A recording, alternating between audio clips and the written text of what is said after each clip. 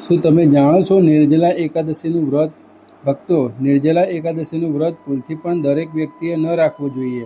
શાસ્ત્રોમાં કેટલીક એવી પરિસ્થિતિઓ જાણવામાં આવી છે જેમાં આ વ્રત ન કરવું વધુ યોગ્ય માનવામાં આવે છે. નહીં તો વ્રતનું પૂર્ણ ફળ મળતું નથી અને જીવનમાં મુશ્કેલીઓ વધી શકે છે. અને ભક્તો, આજે અમે તમને જણાવીશું એવી ખાસ વાતો જે ઘણા લોકો નથી જાણતા. સાથે જ એ પણ જણાવીશું કે નિર્જલા એકાદશીના દિવસે કયા કામોથી બચવું જોઈએ અને ભગવાન વિષ્ણુની કઈ વસ્તુઓ અર્પણ કરવી જોઈએ અને કઈ નહીં. વિડીયો અંત સુધી જરૂર જોતા રહેજો, કારણ કે દરેક મુદ્દો એકબીજા સાથે જોડાયેલો છે. જો તમે અમારી ચેનલ પર નવા હો તો ચેનલને સબસ્ક્રાઈબ કરો, વિડીયોને લાઈક કરો અને કમેન્ટમાં જય શ્રી હરિ વિષ્ણુ લખજો. તો ચાલો હવે શરૂ કરીએ. ભક્તો, સૌપ્રથમ જાણી લઈએ કે 2026માં નિર્જલા એકાદશીનું મહત્ત્વ શું છે. હિન્દુ ધર્મમાં નિર્જલા એકાદશીને અત્યંત પવિત્ર અને કઠિન વ્રત માનવામાં આવે છે. આ દિવસે ભગવાન વિષ્ણુની ઉપાસના કરવામાં આવે છે અને ઘણા ભક્તો દિવસભર પાણી લીધા વગર ઉપવાસ કરે છે. માન્યતા છે કે આ વ્રત શ્રદ્ધા અને નિયમ સાથે કરવામાં આવે તો અનેક એકાદશી જેટલું પુણ્ય પ્રાપ્ત થાય છે. હવે વાત કરીએ 2026ની નિર્જલા એકાદશીની. એકાદશીની તિથિ શરૂઆત 25 મે 2026ની રાત્રે લગભગ 9:28 થશે અને તેનું સમાપન 26 મે 2026ની રાત્રે લગભગ 11:24 થશે. ઉદયા તિથિના નિયમ મુજબ નિર્જલા એકાદશીનું વ્રત 26 મે 2026ના રોજ રાખવામાં આવશે. માન્યતા મુજબ આ દિવસે શુભ યોગ બનાવવાના કારણે પૂજા અને જપનું મહત્ત્વ વધે છે. વ્રતનું પારણું બીજા દિવસે સવારના શુભ સમયે કરવું શ્રેષ્ઠ માનવામાં આવે છે. ભક્તો, હવે સૌથી મહત્ત્વની વાત, શું દરેક વ્યક્તિએ નિર્જલા એકાદશીનું વ્રત રાખવું જોઈએ? શાસ્ત્રોમાં એવું કહેવાયું છે કે વ્રતનો મૂળ ભાવ ભક્તિ, સંયમ અને સચ્ચાઈ છે. માત્ર દેખાડા માટે કરવામાં વ્રત ક્યારેય પૂર્ણ ફળ આપતું નથી. આથી હવે જાણીએ કે એવી પરિસ્થિતિઓ જ્યાં વ્રત રાખતા પહેલાં વિચારવું જોઈએ. નંબર 1, દેખાડા માટે વ્રત કરનાર લોકો. જો કોઈ વ્યક્તિ માત્ર લોકો સામે ધાર્મિક દેખાડવા કરવા માટે વ્રત રાખે તો આવી ભાવનાને યોગ્ય માનવામાં આવતી નથી. ભગવાનને ભવ્યતા નહીં પરંતુ સાચી ભાવના પ્રિય હોય છે. જો મનમાં ભક્તિ ન હોય અને માત્ર દેખાવ માટે ઉપાસના કરવામાં આવે તો તેનું આધ્યાત્મિક મહત્ત્વ ઓછું થઈ જાય છે.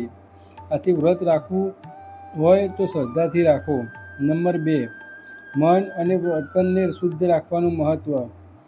ધાર્મિક પરંપરાઓમાં માત્ર શરીરથી નહીં પરંતુ વિચાર અને વર્ણનની પણ પવિત્રતા પર ભાર મૂકવામાં આવ્યો છે. જો વ્યક્તિ સતત ખોટું વર્તન કરે, અન્યને દુઃખ આપે અને જીવનમાં સુધારવાનો પ્રયાસ ન કરે તો માત્ર વ્રત કરવાથી લાભ નથી મળતો. ભગવાનની ભક્તિનો અર્થ સારા વિચારો અને સારા કર્મોથી પણ છે. નંબર 3, આરોગ્યને અવગણવું નહીં.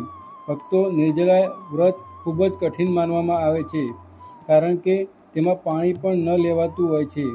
જો કોઈ ગંભીર બીમાર હોય, શરીરમાં નબળાઈ રહેતી હોય, ચક્કર આવતા હોય અથવા ડૉક્ટરે ઉપવાસ ટાળવાનું કહ્યું હોય તો કઠોર ઉપવાસ ન કરવો. આવા લોકો ફળાહાર અથવા સરળ ઉપાસના કરીને પણ ભક્તિ કરી શકે છે.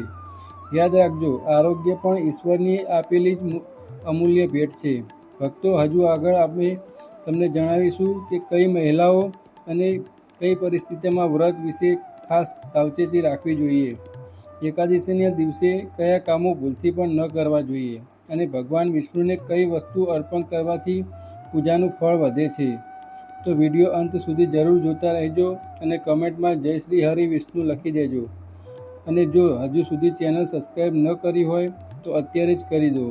ભક્તો, હવે આપણે આગળ જાણીશું એવી કેટલીક પરિસ્થિતિઓ વિશે જેમાં ધાર્મિક પરંપરાઓ અનુસાર ખાસ સાવચેતી રાખવાની સલાહ આપવામાં આવી છે.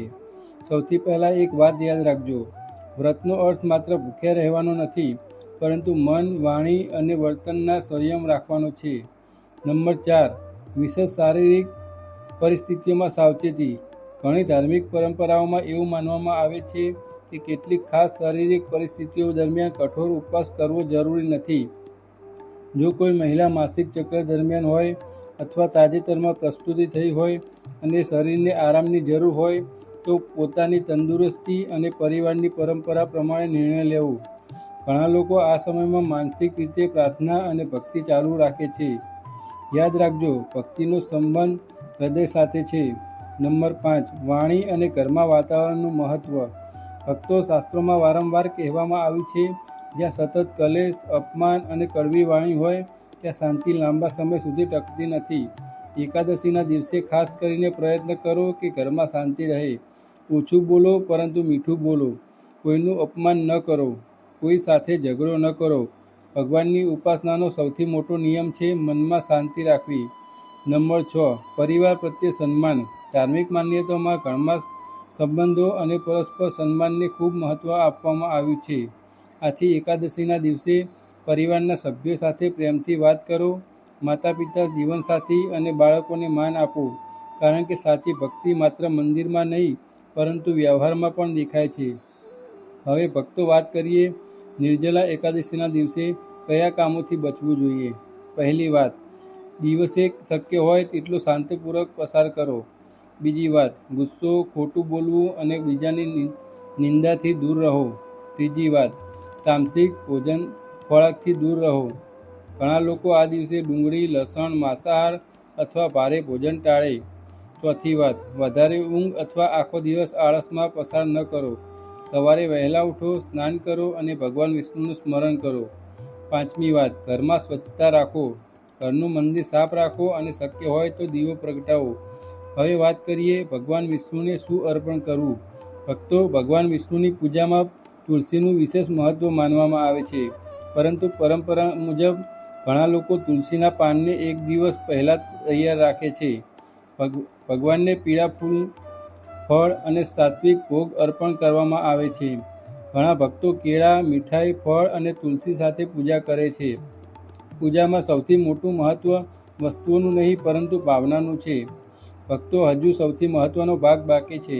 આગળ આપણે જાણીશું કે નિર્જલા એકાદશીના દિવસે કઈ વસ્તુઓ ઘર માટે શુભ માનવામાં આવે છે, કયા ફળ અને દાનનું મહત્ત્વ જણાવવામાં આવે છે અને વ્રત પૂર્ણ થયા પછી પારણું કેવી રીતે કરવું.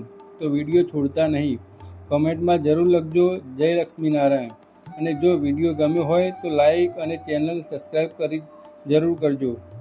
અત્યાર સુધી આપણે જાણ્યું કે નિર્જલા એકાદશીનું મહત્ત્વ શું છે, કઈ બાબતોમાં સાવચેતી રાખવી જોઈએ અને પૂજા દરમિયાન કયા નિયમોનું ધ્યાન રાખવું જોઈએ.